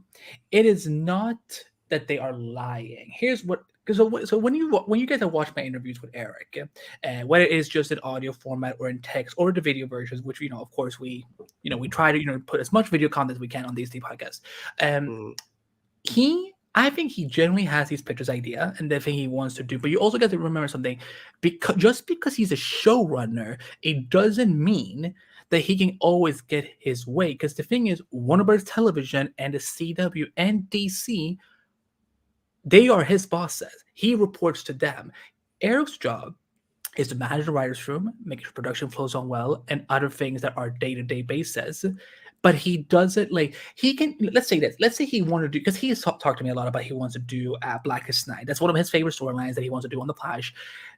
Just because he wants to do it doesn't mean the studio is going to be like, yeah, go for it. They might say, no, Exactly. we want you, like, if you're going to do Blackest Night, we need it to be in the Green Lantern context because that's important to our IP and to our property value. That's just the case. He doesn't lie. I think a lot of times that he does, pitch these ideas that he says in my interviews that he really wants to do, and then the studio are like, we can maybe not do it this way, or no, we cannot do this at all, because we never know. Like, whenever I'm talking to him, we don't know, like, have they already signed off of it or so on. And I think that's why also he says now more often in interviews that I don't want, like, for example, the whole Legends thing, and I'm not going to get started on that because I know people hate me for talking about it, but he said, I would love to bring on the Legends. The problem is, I don't know if this is my final season or not. This was before we knew the season 9 was going to be the final one. I don't know if this is my final season, and I don't know if I don't want to promise people that we're going to be able to bring them in and wrap up the story. So no, it's not that he's lied. Now, Todd Helbing, He lies. He lied. Now, that's a man who lied. But yet people give, and like, here's the thing. People go ahead, say that I'm biased, that I'm a simp, that I'm Eric Wallace's bitch or whatever. He's a good friend of mine. I can disagree with him when I want to, and I can agree with him when I want to. But I can say this. I think it's very interesting that the showrunner who actually lied doesn't get labeled that, but the black dude does? Well, thank you, Luther, so much for the super chat. But thank you so much for the super chat. But Very I think appreciative. there's a lot of things to be excited for season 9. Some things that still haven't been announced. But I guess we could. I mean, we didn't talk about this. I didn't want to say, but I'm. Anyway, what? Chillblaine.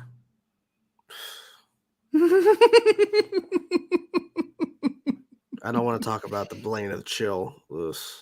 Oh my god, he's not the worst character. People grow up. He's not the worst thing. I don't like him. Okay, so I found this because this was something I found out around the time I found out about the Richard Harmon Captain Boomerang thing, which was quite a while ago. I like Chillblaine when he's fine. I don't think he's the best character on the show. I think John Court does the best he can with the material he's given.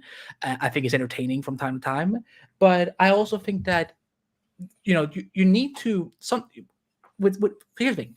A recurring guest star is not always the most stable position for an actor. So this is a way for them to lock that actor in so they can use him whenever they need him.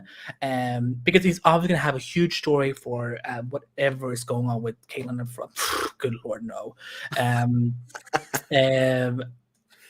I'm hoping this is a joke.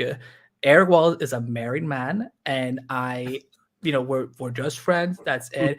I can have my own opinion. Here's the thing. He's even said in my interview, said he appreciates even when the Flash podcast, which you can find at theflashpodcast.com, when we are critical and there's things that we don't like.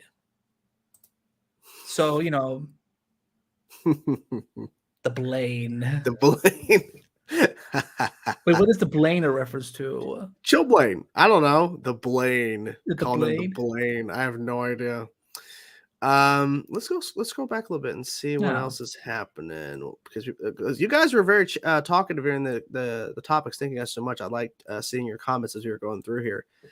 Let's see. I loved him as Superman. I need a shared universe. Henry has a trilogy: Man of Steel, Batman, Superman, Ultimate Edition, Zack Snyder, Justice League. It's not a trilogy, though. It's not really a trilogy. Also, too, not to burst your bubble, and I understand your viewpoint because I love the Snyder cut, unlike the theatrical cut. But unfortunately, Zack Snyder has made it very clear that his Snyder cut is not in continuity; it's at Elseworlds, and also Warner Bros. Discovery still claims. Even with the merger, they still claim the theatrical cut is the continuity. Doesn't mean they have to stick with it. Just saying that's what they are sticking with. Luther G, thank you so much. Thank you so much for the super chat. We really appreciate it. Thank you. Thank you. I hear you, Andy. Oh, go on. No, you're good. It's your channel. Okay, I will do this. Oh, Jesus. I hear you, Andy, but I remember he said in the beginning of season 7 he intends to bring Zoom, and he keeps saying that. So where's Zoom? Okay, look. But that's not a promise. Once again. Okay. I understand where you're coming from because I love Zoom. However, he says he wants Zoom. That's not him saying you're going to get Zoom and Flash. He wants to bring him in. He has to go through, number one, he has to get it approved. Number two, if he really wants to use Zoom, he has to use the actor most likely. Because if you want to do Zoom proper, you bring in what was his name? Teddy Sears. Teddy Sears. And Teddy Sears is busy on another show. He has another gig. So he can't just jump and do that, unfortunately. Like he just can't. And the reason why he appeared in the 100th episode, because it was literally for a few seconds. He was barely in it. And that's I think really he filmed for frustrating. one day. Yeah. Like literally he didn't have the time. So it's unfortunate. But I mean, look, if Teddy Sears was open and he got approval to bring Zoom in, there you go. But it's not like he can just say what he wants and he's given it. He has to deal with budget. He has to deal with character rights. There's no guarantee they'll allow him to use the character. I'm pretty sure they would allow him, especially with a certain character popping up in the final season by another actor from another show, potentially. But if you want to do Zoom proper, you got to get Teddy Sears. And if he's not available, I'm sorry. Like, you could bring in a stunt actor in a suit, but it's not the same. You got to have the actor, in my opinion. But thank you so much. Yeah, Zoom is really a co-share role with Tony Todd and Teddy Sears. Mm-hmm. Exactly. So, which I get Tony Todd, he's going to be Venom in the new Spider-Man game. That's kind of fun. That's his voice. It's like, I loved hearing his voice in that brief little teaser. It was so cool to hear him. Oliver and Sarah need to be in season 9. I think Oliver's more likely than Sarah. Yeah, I think so too. But thank you for the super chat, Scott. Thank you, sir. And once again, Luther, thank you so much for the big super chats. I really appreciate it. Thank you. I also remember when so many people were excited to see who the cameo for this last season 8 and trying to be TV time. Well, let's remind everyone what actually happened. Danny Colette gave an interview to TV Line saying that there was, I think it was TV Line, that it was a huge cameo. She was the who hyped it up. Yes, she did. And maybe for her, she thought this was a big deal. And so yeah, Eric had nothing to do with that. So there was no lies there either and so on. So you gotta, but here's the thing. You also gotta remember something, guys. At the end of the day, no matter how much we don't like a certain show and so on, we also have to remember these are also human beings. We don't need to get so visceral with them. We don't have to agree with whatever they do and so on. But it's like sometimes the way I see people talk about Eric Wallace or Mark Guggenheim or the later showrunners or Cameron Dries or whatever and so on, like I see like we need to remember there's still people behind those scripts. There's still people who are making these shows that are, like, they have families, they have, they need to provide a living and whatever, and they also have emotions. Like just going after them and saying, because I see a lot of horrible stuff on Twitter, and Twitter is like not really a fun place anymore either way. So it's just like remember that. Well, that does that. Do you like this medal? Yes. Of course we do. It wouldn't be season 9 of Flash without it. It wouldn't be. Put on Superman Lois instead. Let her wreck that show instead. Can you imagine if it's a cicada? All Kryptonians are bad, Gracie. Kryptonians are threats. I don't even know what she says. Kryptonians killed your parents, Gracie. They all deserve to die. Is that why you blew up Krypton? Yeah. But Lufa, I hope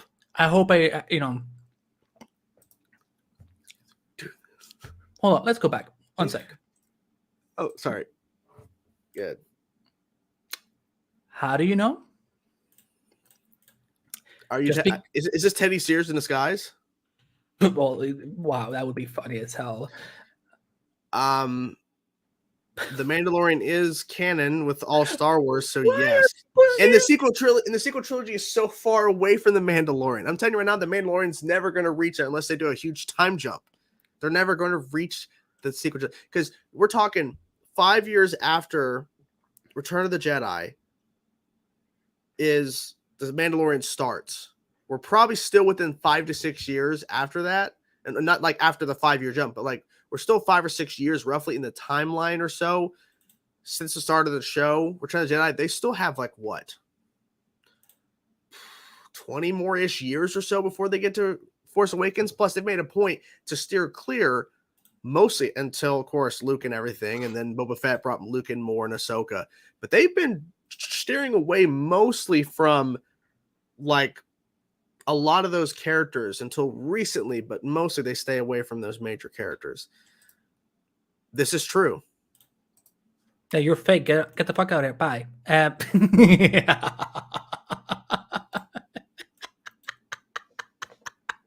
my god, he was not prepared for that. Gracie, 100%. Of course. Who isn't? If you're not Obviously, this particular comment didn't age too well. I'm not sure what you played that clip for. I was making a point that if you're not Gracie 100% of the time, you're not Gracie at all. I'm American actor Teddy Sears. Thank you, Teddy Sears. I really appreciate you commenting on this stream. Thank you so much for supporting. I'm not sure how many likes we're at, guys. Can we get to 40? I don't know how close we are. Let me refresh. Let's try to get up to 40. 21. Yeah, let's get to 40 likes. Let's try to get to 40 likes tonight, guys. Come on. They should bring in Mara Jade. Yeah, she was a Legends character. I don't know where they would put her in. Like literally, if they brought Mara Jade into the mix, they would have to really like redo the character. You mean she's a Star Wars character? Star Wars character, yeah, she's in Legends.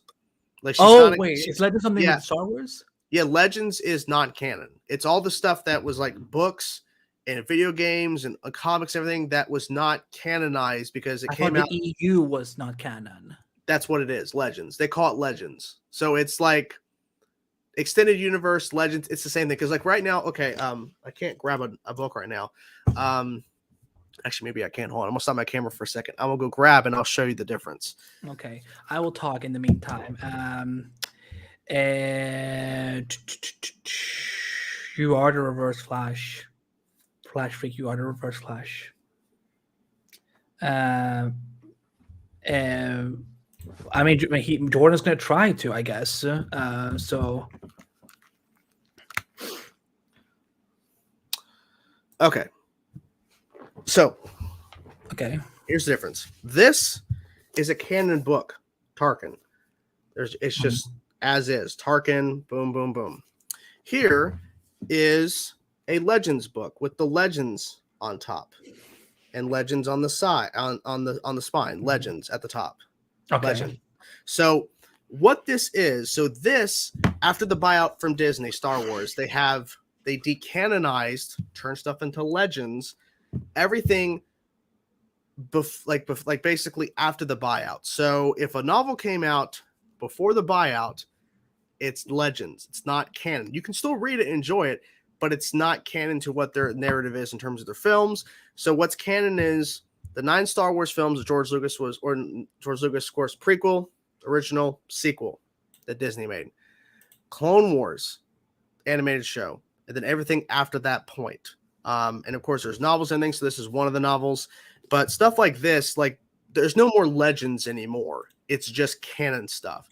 But there's a ton of Legends books out there. Like they were producing like tons of stuff each year in regards to stories that were contradicting other stories in Legends before the Disney buyout. But that was just the thing because there was no real rule over canon back then when George Lucas owned. This shit is confusing, Jordan. It is. How the fuck do you all put up with that? Trust me, there's a lot of people that were really pissed off. Yeah, Margie was Luke's wife in the EU. Yeah, so they would have to really retcon that because I'm assuming they won't. He had a wife. Exactly. Damn. Have you watched Stargirl season 3? I've only seen the first episode. He hates women, so he doesn't want to watch it. I'm anti-woke. That's what I am. Love you too, Charlie. You should love me, Charlie. Anyways, fuck you. World Between Worlds, exactly. That's something as well. The World Between Worlds. So they can do it. Wait, hold on. Has Star Wars found a way to tap into other Earths? No, but World Between Worlds is a thing to where it explained. Oh God, it explains why Ahsoka disappeared at the end of season 2 of Rebels when she fought Vader, and then she's brought back through the World Between Worlds at the end of season 4 and why she's alive in the timeline. It's confusing. And it also goes the whole thing about how Palpatine was able to manipulate stuff in the timeline. It's confusing. It's a lot of stuff. So, yes, everyone like and subscribe. Thank you. Luther G, thank you so much once again for the super chat. Thank you so much. To answer your question, he posted on his story a few days ago that he would like to do it again for old time's sake. If you need proof, go to Pages event. That was 3 days ago. Well, that's fine and all. Obviously, but if he's not on that show anymore, because my wife, I think, watches the show that he was on. If he's still on that show, he's under a contract. He may not be able to do it. But look, they bring Zoom back. They would have to do it now. It's the final season. So if they do bring Zoom back, it has to be now. Just saying. And, look, you don't have to let it go, Luther. And we thank you so much for supporting and giving us super chats. 100%. We can means a lot. we can have peaceful disagreement. Yes. Unless me and Jordan disagreeing, because I would like just socially destroy him. Listen, I could just do this again to him and just, there will be my show. But we're not going to do that. Not in 2022. So I'm going to have to pop a cap in this man's ass. Actual fucking pardon. I said that. I said that Lucy the dog was going to do that to Shelby earlier. I said that because we were having dinner and Lucy, our dog, was being upset because she wasn't being fed macaroni and cheese. And I'm like, are you tired already, Lucy? And Shelby's like, no, she's just mad because I'm not giving her food. I'm like, are you gonna pop a cap in mom's ass? This was Lucy looked like when she got macaroni. Oh yeah, she's a fucking whore for macaroni and cheese. She's a whore for any food. What was it? Yeah, at this point, yeah. So I go from point A to point Z to point S, trying to explain Star Wars canon. It's confusing as hell, guys. There's so much shit. It's so confusing. Thawne. Well, they'd have to, because we still have to see Barry, our Barry, be the Barry that follows Thawne back in time to try to stop Nora from dying. We still haven't seen that yet, unless Eric decides not to do that, which would make no sense, but that's just me.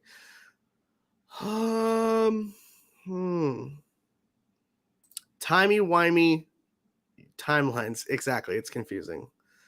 I don't hate the guy, but it's hard to trust what he says. But, here's the thing with any showrunner. You have to... Okay, because, again, television is a very tricky animal to deal with. Yeah. It is not as simple as people make it out to be. I've been covering this industry for about 13 years now, and I maybe learned about 10% of understanding how all these things work. So, from knowing producers, writers, people who work on set, people who work on VFX and score and whatever, so on. It is not easy. But sadly, sometimes it's the showrunner, because I think the studio networks, they framed it in a way that it looks like he is all in charge. But in fact, it's that there's a reason why there's called studio drafts, network drafts, because the studio and networks have to sign off and approve what they want to do on the show. That's why sometimes there will be rewrites, because they will say, it's too expensive, we can't do this. No, we are not allowed to use that character, or no, we don't think this will be good for the final season, or something like that. So I would say, if you don't trust him, then you shouldn't trust any showrunner, really. Exactly. So Ahsoka is even mentioned in Secret Trilogy. You hear her voice in Rise of Skywalker during the Jedi sequence. Oh. But they don't need to mention Ahsoka, because Ahsoka's been in the shadows, as they've explained a ton of times, to explain why she's not around. Okay, so we've both been playing Gotham Knights. What fight were you having a hard time with? Was it the first fight with Freeze? I had a hard time with I'm having a hard time with the whole game in general, but was it the first Freeze fight that we've seen in the trailers, where you're there's like a machine or whatever? Yeah, there's a machine. Yeah, I was having a problem because I couldn't figure out why it was so hard to get down his HP. And what happened was that it was difficult to be able to, then also avoid all the streams that were coming from the ice machine. Mm-hmm. Eventually, I did defeat him, but I wasn't sure. Again, I think that because I only recently started playing Arkham again, I need to get back into the mechanics and so on, because I used to get a little bit better than this. So, but yes, I had a rough time when I was streaming yesterday. I will be streaming tomorrow on Twitch. I will post my Twitch in the chat so you guys can. It will likely be sometimes in the afternoon, because I like to sleep during the day quite a lot, because it's the fucking weekend.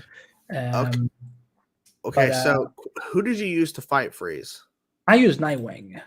Okay, after you told me how to switch characters. Yeah, I switched. Okay. From Red Hood to Nightwing. Yeah, I've been using Batgirl pretty much for all things. I've been going out just doing random, not main mission stuff with other characters. I've been mainly doing that for Batgirl because I leveled her up crazy. I want to say this. Wait. What did you just say? Wow, you have seriously leveled up. Leveled up like crazy. I leveled up like insane because I keep like adding the mods, like the mod chips or whatever you can get. And I keep like leveling up my stuff. So I won't say what it is, but if you had a hard time with the freeze fight that you're talking about, wait till the next freeze fight. There's another one. Oh, trust me. I did this one today, and I've only died one time in a fight before this one. I died 4 times in this one. It was a pain in the ass to get through. It is a pain. But you know what? While we got everyone here, and by the way, I'm 1 follower away from hitting 100 followers on Twitch. So who wants to be number 100? Just saying. Me and Jordan, we've talked a little about this. Because we're always trying to experiment with endless multiverse or whatever. How would people feel if we got a little bit into gaming? Because I know I would love to play Gotham Knights with Jordan at some point, and could maybe help me, get through the game a little quicker. But would people like to see that? Is what I'm asking. So yeah, and I think we're actually gonna wind down, guys. It's getting close to the end of the night. And it's been we've of course covered a lot of topics, 9 topics, which normally we wouldn't do that, but there was a lot of stuff to talk about. Yeah, that's what against. Oh, thank you, Triple X. Thank you. Yes, awesome. Wait. What? Miata. I don't care. Why are you so angry, Miata? English King Shark killed the Justice League sweep. Exactly, King Shark. So that's gonna be the next movie, I think. I thought that was like the game. No, it's Suicide Squad. But I mean, King Shark said it. But I don't know what he said that. But James Gunn, just make a King Shark movie. Saw somebody ask for that King Shark movie. I'm gonna scroll down quickly and just scroll through quickly, see if there's any other questions we haven't touched upon before we wrap up. Wow, there were a lot of you here tonight. Jesus, thank you so much. Yeah, thank you guys so much for being here. Thank you. Let's see. Thank you, Jillian. Thank you, Jillian, so much. You have a wonderful night as well. You have a wonderful night. Yeah. And we still didn't get the Wong series. Exactly. Oh my God, Wongers! I cannot believe we didn't. Wait, hold on. Yeah, we need a Madison series. Oh my God, Wongers! I cannot believe we didn't get your spinoff like Disney Plus was promising that we would. Like, hold on, I'm gonna call someone. Hi, Bob. Bob, you're not there anymore. Oh, okay, who's now doing it? Bob Chapstick? Oh no, I don't like him. We don't have time for him. Bye. Okay, so we're just not gonna do the spin-off Wongers. We're just not gonna do that today. Not in 2022. We could maybe do in 2024. We just, you open one of those circular things and just go into another Earth. Or maybe all shows and movies are just one content. Mm-hmm. It is freaky how easy I can just tap into that fucking personality.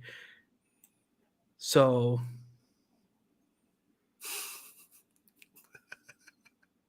what? That's funny. What's fun? Do you think any characters from season 3 of Titans will guest star? There weren't that many characters in season 3. There's Barbara Gordon. Yeah. I'm guessing he's asking if we're gonna see them or whatever. See who? Characters from Titan season 3 that'll pop up again. I don't fucking know. I don't know. I don't know who he's referring to. I don't know. What else? Okay, Aiden, I haven't watched. I heard how what happened. Yeah. I don't watch Doctor Who, but I heard about it. Yeah. It is so confusing. Okay. So every Doctor Who fan will here will understand this. Spoiler: if you haven't seen the last Doctor Who special with Jodie Whittaker regenerating. I don't understand how we can have a franchise that says the War Doctor is not part of the numbering system. Because technically, then he would be the 9th Doctor, not Christopher Eccleston. But yet, David Tennant comes back as regenerated from Jodie Whittaker, but he's Doctor 14, and the next one's going to be Doctor 15. That doesn't make sense to me. This doesn't make I don't understand why. How is the War Doctor not one of the numbered doctors? but a doctor has already been a face. So it's very confusing. I'm not angry, but I'm just like, it's very inconsistent. And I feel like this is probably because Stephen Moffat and Russell T Davies have their own ideas of how the numbers should work. I wouldn't be surprised if Russell T Davies at some point even said, yeah, I would consider him a numbered. Because that would this was such a big deal when the 5th anniversary was happening that people are like, well, no, but Stephen Moffat was like, no, he doesn't count. Mm-hmm. But he doesn't really give a good excuse for why. Well, this is clear as fuck. Rule 1 of Doctor Who, and everything is confusing. Yeah, I don't know. Wait, what is Fernando saying? Wait, hold on. Huh? Andy explained Doctor Who is his version of Shakespeare. But you know what's so funny though is that I'm not even like this like big Doctor Who like expert. Like I just think that this basic of a thing should not have happened. Like if anything, I think it should have been like she wasn't ready to become the 14th Doctor yet, so she went to. I don't know. I don't know either. Next 2023 on Disney Plus, apparently. Did you hear that? Doctor Who is going to be co-sponsored by Disney and BBC. I have no idea. Have you even tried watching Doctor Who? No. I have no plans. No. Too much other stuff I gotta do. Well, guys, we want to thank you guys so much for being here on this really packed show. I want to thank each and every one of you for being here, commenting your thoughts on the topics and giving us your questions. Thank you to all the super chats for supporting the stream. We really appreciate that, guys. Thank you guys so much for supporting the show. And we'll be here, of course, next Friday, continuing on. And Andy, of course, said he'll be live on Twitch tomorrow. I do have this Sunday. I'm pretty much free all day, which is kind of crazy. So I might do a special Ben 10 stream before my Secret of the Omnitrix videos come out. I'm not 100% sure on that, but I may end up doing that because I'll have Secret of the what? It's called Secret of the Omnitrix. It's a movie. I got 3 videos coming out revolving around that later in that evening, so I might do a stream leading up to that because it's a big deal. People have been asking for this since the first episode of Ben 10 last year. So it's been a long journey to get to this point, and now we're here. So but we want to thank you guys so much. Make sure you follow us on our social medias. All will be linked in the description as always. Thank you guys so much for supporting Endless Multiverse. We really appreciate it, guys. And I won't go into too much detail. Andy doesn't know. I'm not going to say too much, but there's some things in the works that I think you guys are really going to like coming from us. And it's going to be awesome. Trust me, things are happening. It's going to be interesting for sure. It's going to be interesting. But anyways, hope you guys are doing well, and we will talk to you soon. And as you know, as always, we have to end with the one and only. Get in your position. Gracie, it's time. Metas killed your parents, Gracie. They all deserve to die. Don't believe him, Grace. Don't believe him, Grace. Wait, hold on. Oh my God, Gracers! Don't believe him. Gracers. Do you see what he's wearing? Like, look at his raggedy rag and those little bandages and so on. You think you can trust him? No. If someone's gonna tell you not to trust metahuman, you trust someone with fashion styles, honey. We don't do that here. Not in this central city. Not in Madison's central city, where the C's are not what you think they are. Oh my God! How is this so easy for me? Cicaders.